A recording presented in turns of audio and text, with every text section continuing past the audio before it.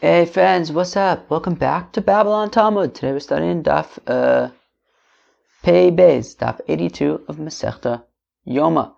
Today's Daf, we discuss children, right? People who are not yet bar mitzvah or bas mitzvah. Do they have to fast on Yom Kippur? And then we discuss if you have a woman who's pregnant and the baby is craving some food, or she's craving some food for the baby. There's a craving start in the Maisa. Is she allowed to kind of eat food? We'll see an interesting thing about that. And then in that discussion comes up the three things that are yayhareg yavors. That sugya comes up. We've definitely seen it before. We're going to see it again today. So some interesting things ahead of us for today's daf. Let us get started. Daf Pei Beis Amud Aleph, all the way at the top. It says the new Mishnah, Atinokos ein ma'anen osum Yom Kippur. That children, they don't fast in Yom Kippur. But we teach them a year or two in advance so that they should be used to doing mitzvahs. Now, that sounds simple enough. It actually gets a little bit of like a little spaghetti. Yeah, it's funny. When I was learning it, I was like trying to avoid Rashi was making it complicated with like, it doesn't actually mean like 1 or 2 years in advance. It actually means 2 or 3 years in advance, because it's not actually the year before, it's the year before the year before. And as I was trying to like ignore it for a while, but I don't know, it kind of crept up on me. But basically, the way that Rashi learns it is like, if you think about it like this. So let's just take a bar mitzvah, okay? So a bar mitzvah is 13 years old and a day. So that's technically the 14th year, right? Meaning 13 and a day, you're in your 14th year. So what we're saying is that you would begin to fast. So when it says like a year in advance, it doesn't necessarily mean a year in advance, whatever we're going to see in the Gemara. But like basically, so if you have, let's say, a boy and he's in his 14th year, so he would start fasting technically, at least partially, like 2 years before that. The Gemara is going to kind of explain it. There's going to be nafkaminas between if he's sick, if he's healthy, but just planting that seed there for now. But basically the point is that there's no chiyuv to fast until you're bar or bas mitzvah. But there is sort of this idea that beforehand, maybe you'll fast at least for part of the day. We're going to see a machlokas about that soon enough. Now, for the Gemara, 1 second. The Gemara says that that we already start teaching them to fast a year beforehand, 2 years beforehand, which, as I confused us all by saying already, Rashi says it actually means 2 years or 3 years beforehand, but let's not worry about that right now. But what we're focusing on right now is that it says 1 or 2, but we say, wait, which one is it? Is it 1 or is it 2? Right? Meaning, if already 2 years before the bar bas mitzvah, we're saying that you should start fasting at least for a little bit of the day, at least. So if 2 years before and you're doing it, so Mela also 1 year you're doing it. So why say 1 or 2 years? If it's 2 years, just say 2 years. What's the 1? So Amr Chizda lo kasha b'chola bebarya. So if Chizda says, well, it depends. If it's a healthy person, so then it's going to be 2 years in advance. So when the fellow, if we're talking about in the 14th year for a boy, so then already in the 12th year, when he's of 11 and a little bit, he should start fasting for at least part of the day, let's say. But if he's not well, so then the next year, so the year before he'll be chayev as a bar mitzvah. The year before, if he's not healthy, so the year before he should at least try to fast for at least a little bit. Amar Rav Huna, says Rav Huna, ben ches uven tes mechanchen also the shows. So listen to what Rav Huna says. He says that a ben ches, what's a ben ches? An 8-year-old? No, a 9-year-old. Right? That a ben ches is somebody who is 8 full years, i.e. in the 9th year. Uven tes, and somebody who is in their 10th year, so we're talking about a girl actually for now. So a girl who is in, right, her 9th year, so let's say she's like 8.5 years old, right? Or if she's in her 10th year, it's like she's 9.5 years old. Mechanchen also the shows. So then she would fast already at least for part of the day. Ben Yud Uven Yud Aleph, Now, when she's completed 10 years, let's just, she's like 10 and a half years old, she's in her 11th year. Uven Yud Aleph, she's completed her 11th year. I think she's like 11 and a half, and now she's in her 12th year. So mashlim midar abonon. So says Rav Huna that a girl, right, let's just say she's like 10 and a half or 11 and a half. So then already she's going to fast the whole day, at least midar abonon. Ben Yud Beis, mashlim midoraisa betinokes. Now, once she's already completed 12 years, right now she's in her 13th year, so then she would fast midoraisa. Okay, so basically, so let's just keep things simple for a second. Bas mitzvah is 12 years old, right? So basically, once she's 12, so then she already, then she has a chiyuv to fast. When she's 11, when she's 10, so then, depending on if she's sick or healthy, so then she'll already fast, midar abonon. And if she is, 8 or 9, so then, at least she should fast for part of the day. Rav Nachman says, Rav Nachman, he basically says the same thing as Rav Huna, but for a boy. Ben Tes, Ben Yud, Mechanchen Osan, the shows. Once they are 9 or 10, so already they'll fast for part of the day. Ben Yud Aleph, Ben Yud Beis, Mashlim midar abonon. Once the boys are 11 or 12, so then they'll fast for a whole day, midar abonon. Ben Yud Gimel, once the bar mitzvah, Mashlim midoraisa betinok. So then already they'll fast for the whole day, and that is for a boy. Alright, very nice. So basically, for the 2 years prior to the bar bas mitzvah, so they're gonna fast for the whole day midar abonon, according to Rav Huna and Rav Nachman, dependent on if they are sick or if they are healthy. And the 2 years before that, they'll at least fast for part of the day, also dependent on if they're sick or healthy. Rabbi Yochanan says, Rabbi Yochanan, Ashlama d'Rabbanan leka. Rabbi Yochanan says there's no such thing, there isn't this stage of like fasting the entire day midar abonon. That's not a thing. Ben Yud Aleph, Mechanchen Oso, Lishos, Ben Yud Beis Mashlim midoraisa. That when it comes to a girl, once she's bas mitzvah, once she's 12, so then she fasts a whole day, and she's midoraisa. She's chayeves to fast already a whole day once she's 12. The 2 years preceding, so then we teach her already to fast for part of the day. But there isn't this phase, this like stage of, fasting midar abonon for the whole day. That doesn't exist. Says Rabbi Yochanan, the years before her bas mitzvah, she'll fast for part of the day, and the same thing would apply mistama to a bar mitzvah as well. The years preceding the bar mitzvah, he'll fast for at least part of the day. If he's healthy, 2 years before his bar mitzvah. If he's not healthy, so then 1 year before the bar mitzvah, fine. Tanan, Nafrekti Gemara. We learn in our Mishnah, Tinokos ein ma'anin osun b'Yom Kippurim. Okay, so our Mishnah says that children, they don't fast on Yom Kippur. Avol, however, mechanchen osun lifnei shana v'lifnei shnasayim.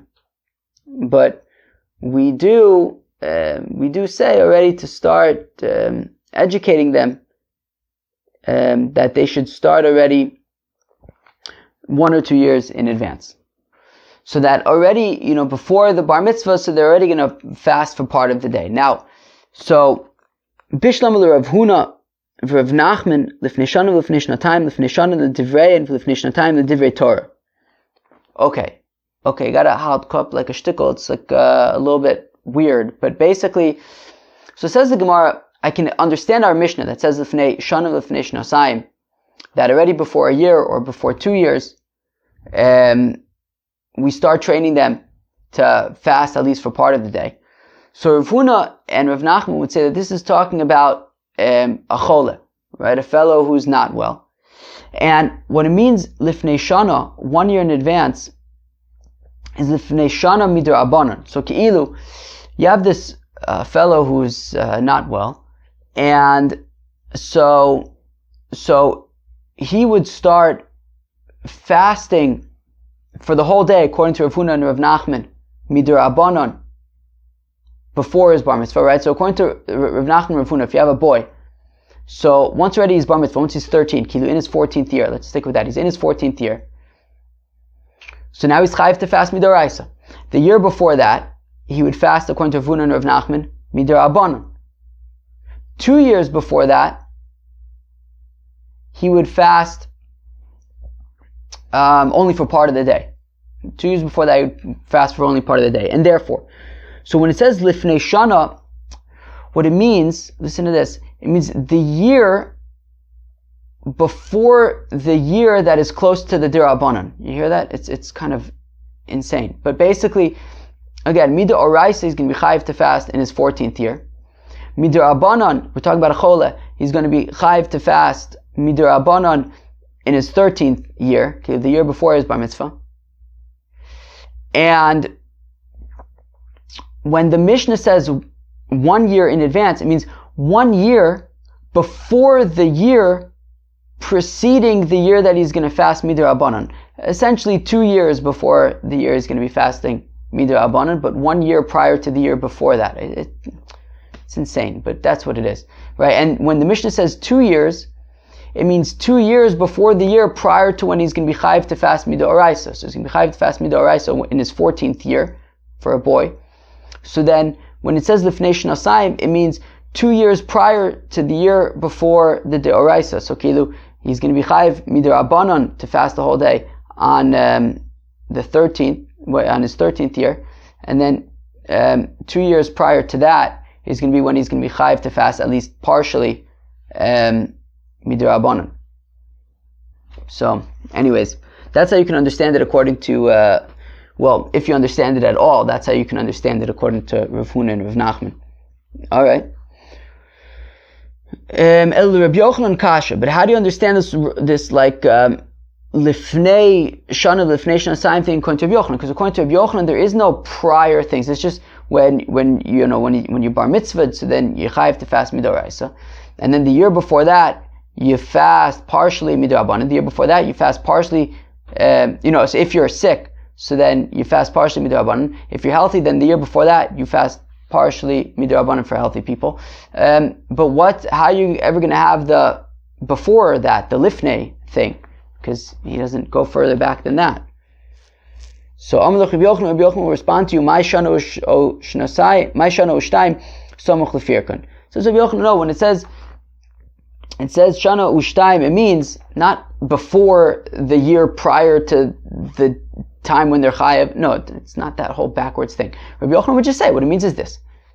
Once the fellow is bar mitzvah, he has a chiyuv to fast.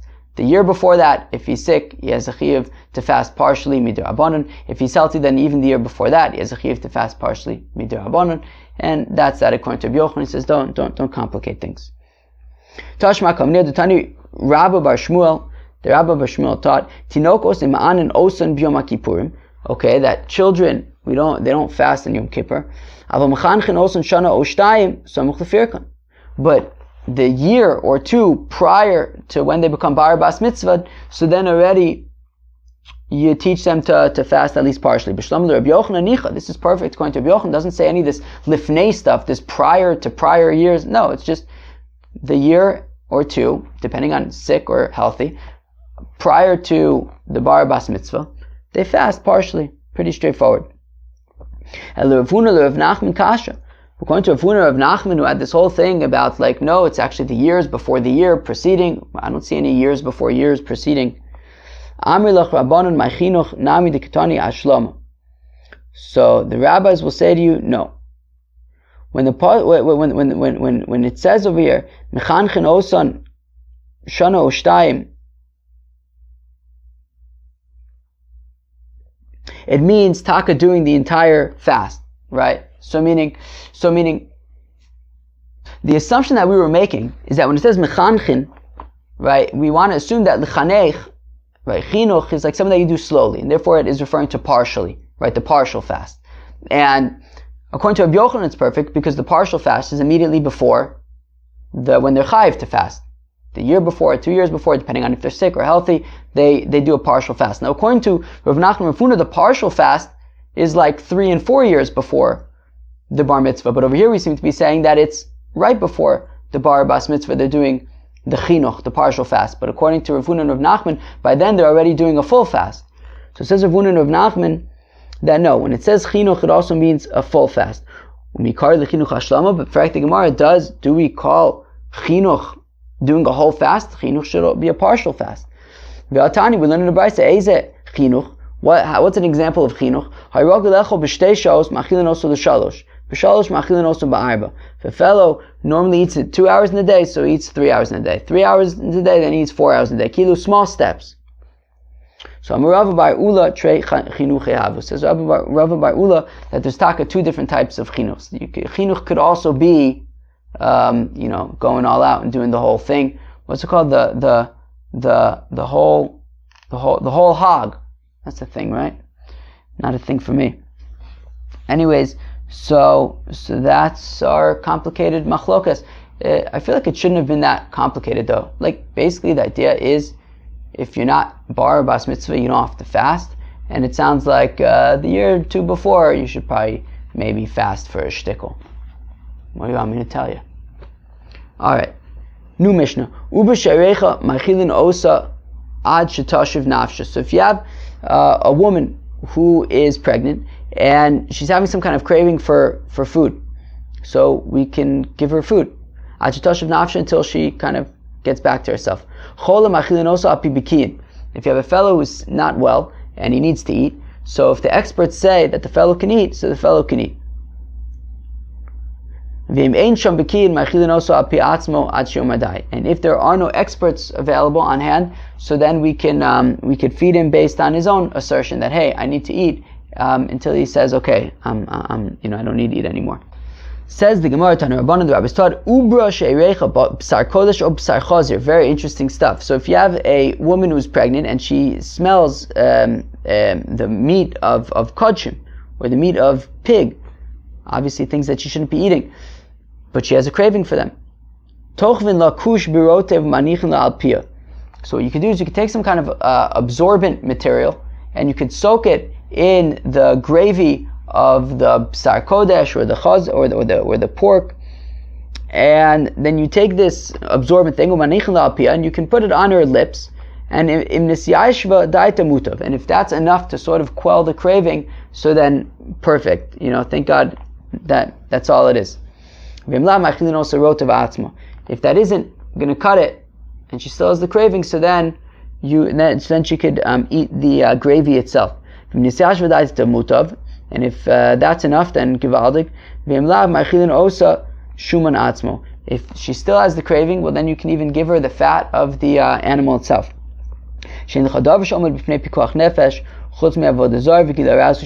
Because there is nothing that gets in the way of saving somebody's life except for three things: avodah zarah, gilui arayos, and shvichus dam.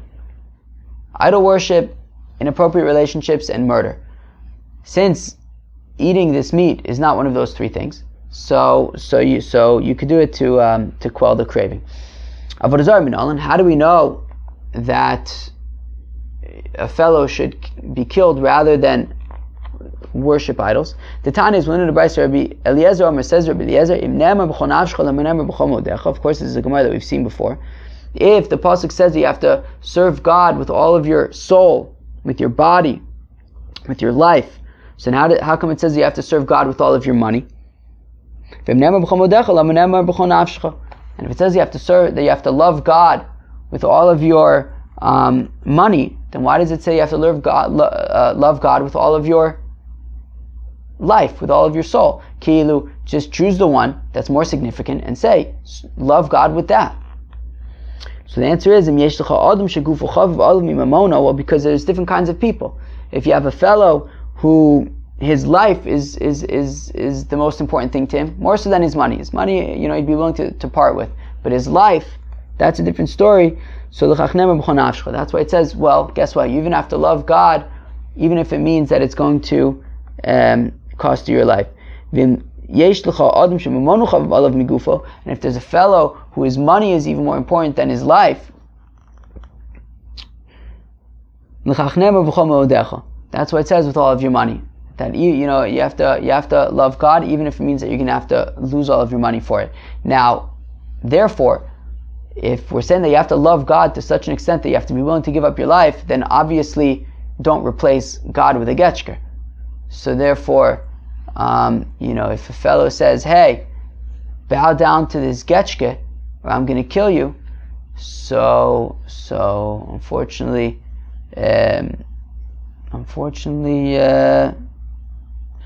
Fortunately, you have to serve God with all of your life.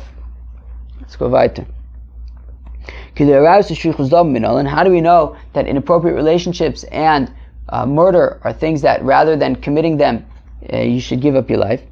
The Tanya is within the price. Rabbi Yoma says, Rabbi Kikashu Yakum Isha Re'eru Ritzachu Nefesh Kenadavar Azeh. It says by a Naira Morasa. Who could tell me what a Naira Morasa is? Naira Morasa is a woman or a girl who is engaged, right? They did Hariyat Mekudeshesli. She's now she's engaged, and then a fellow is attempts to rape her. So it says, or even does rape her. So it says in that case, so we compare this rape to murder. It says that what this fellow did to this girl is the same thing as murder. So then, what's the shaykhis of murder to this rape? It comes to teach us something. We learn out something about it. What does this mean? Also a rotzeach, meaning so just like by a nara marasa, right? If a bystander sees that somebody is attempting to rape this nara marasa, he could kill the rapist. So just like that's the case by nara marasa, it's the same halacha by a murderer, right? I guess that would be a rodef. That if you have a fellow who's going to, Reuven's going to kill Shimon, so Levi could kill Reuven. Okay, and rotzeach yayhareg val yavar afnar marasa yayhareg val yavar, and also just like a murderer is rotzeach is yayhareg val yavar, right? If Reuven says to Shimon, you have to kill Levi, otherwise I'm going to kill you. So Shimon is not allowed to kill Levi; he has to take the bullet. So just like murder is yayhareg val yavar, so also gilui arayos, nar marasa, but gilui arayos generally is yayhareg val yavar. That a fellow should be willing to give up his life rather than have an inappropriate relationship, a forbidden relationship. Okay, so we just said that Nar Morasa or Gilui Arayos is Yayhareg val Yavor because we learned it out from murder, which is Yayhareg val Yavor. But how do we know that murder is Yayhareg val Yavor? Svari, well, it's logical. There was a fellow who came before Rava. There's a girsa change over here that changes to Rava, but I feel like we saw this in Masechta Pesachim, and it was Taka Rava. So, what do you want me to tell you? Amarle, where am I? Right. Amarli, Mari, Dorai, Kade Leflane, Ilo, Katil Nalach. So a fellow comes to Rava and he says, look, the ruler of my city, or whatever it is, he said to me, I need you to kill so-and-so, and if you don't, I'm going to kill you. So he came to Rava to say, what do I do? He's Pasha going to kill me unless I commit murder. Amle niktilach v'lo tiktul. Rava says, alright, well, sayonara, hasta la vista. I'll see you in hell. Whoa, that's extreme. Akoponim. So Rava says, look, lemaise, you're not allowed to kill that other fellow. My chaz is the dama didach sumak tfei. What makes your blood any redder than that fellow that you're going to kill's blood? Maybe that other fellow's blood is redder than yours. And as Rashi points out, the only reason why we say yayhareg val yavor, right, is because if there's some kind of mitzvah that you're going to have to violate, and the question is, do I violate this mitzvah or do I die? So the Eibishter says, look, as much as I love the mitzvahs, I love the yidden even more, and therefore, I'm waiving this mitzvah so that this fellow could stay alive. But when it comes to, if somebody says, Reuven says to Shimon, kill Levi, otherwise they kill you. So he's going to violate the mitzvah of murder. He's going to murder somebody. The Eibishter doesn't, in this case, say, well, I'm just going to waive the law of murder in this case in order to preserve Shimon's life, because who says that, Shimon's life is any better than Levi's life? So therefore, since Shimon and Levi are both Yidden, and the Eibishter loves them both equally, so therefore the sort of third variable over here, which is the law of murder, doesn't get waived in this case, because the only reason to waive the law of murder would be in order to preserve the life of Shimon. But in this case, in order to preserve the life of Shimon, we have to kill Levi. So then who says that Shimon, they're both equal? So therefore, in that case, the mitzvah lo saseh of, it's forbidden to murder stays in place, and you wouldn't be allowed to murder. Shimon wouldn't be allowed to murder Levi, and Lamaisa is gonna have to take the bullet. How Uber the Archa, there was a woman who was pregnant, and she smelled some. She had a craving for something on Yom Kippur. Also, the Kama the Rebbe, they came before Rebbe Amlu, and he said to them, "Zilu l'chushula Yom Kippur hu." Why don't you go and whisper to her and remind her it's Yom Kippur? Maybe just by reminding her that it's Yom Kippur, that'll somehow be able to bring her out of this craving space that she's in. The chushula ilchisha, and guess what? As my nephew would say, they whispered to her, it's Yom Kippur, and it worked.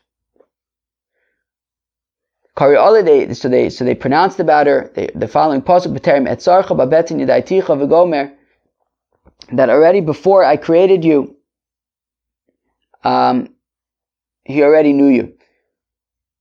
Nafak mine Rabbi Yochanan. You hear that? And guess who the fetus was? Rabbi Yochanan. Kilu. Rabbi Yochanan already, when he was in his mother's womb, he understood that it's Yom Kippur and you should chill out with the craving. So that's kind of a crazy story. So Rabbi Yochanan's mother had a craving for food on Yom Kippur, and they reminded her that it's Yom Kippur, and Rabbi Yochanan, even in his mother's womb, kind of chilled out with the whole craving thing. Very interesting.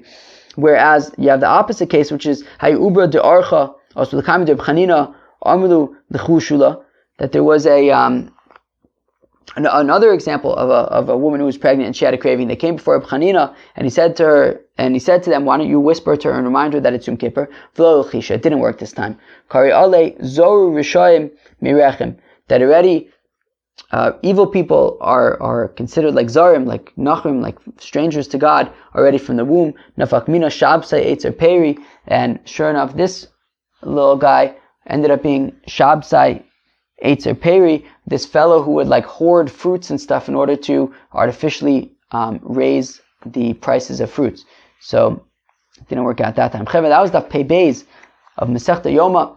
And what did we discuss? We discussed the first, at the beginning of the daf, we had a Mishnah that said that children are not chayiv to fast. However, there is an inyan that already before the bar mitzvah for a year or two, depending on if the fellow is sick or healthy, they should begin at least preparing. And we saw a three-way machlokes, or really a two-way machlokes between Rav Huna and Rav Nachman on the one hand, and Rav Yochanan on the other. Rav Huna and Rav Nachman, let's keep things simple, they basically say that prior to the bar or bas mitzvah, so you would fast the whole day midrabanan, that chola, somebody who's sick, the year before that fellow would start fasting midrabanan, and somebody who's healthy 2 years before, they would start fasting the whole day midrabanan.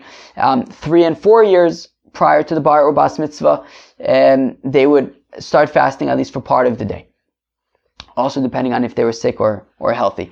Rabbi Yochanan says no, there is no full day midrabanan fast. Rather, the year or two before the bar or bas mitzvah, so they fast part of the day. Right? They just fast part of the day just as a way of getting used to fasting. Again, dependent on if they're healthy or sick. Sick would be the year before, healthy would be 2 years before. We then got to a new Mishnah that says that if you have a pregnant woman who has a craving for food, the Mishnah also discussed a sick person who needs food, but we didn't really discuss in the Gemara yet. So then these people are allowed to eat. And the Gemara says, because after all, this is not an example of yayhareg val yavor. Right? There are 3 examples of things that you have to give up your life for rather than violating. That is, idol worship, forbidden relationships, and murder. Eating on Yom Kippur is not one of those things. And therefore, if it means that you're going to die because of it, and it could be dangerous, so then you would be allowed to eat on Yom Kippur. That was the Pei Beis of Masechta Yoma. I hope you enjoyed it very much. Cheers.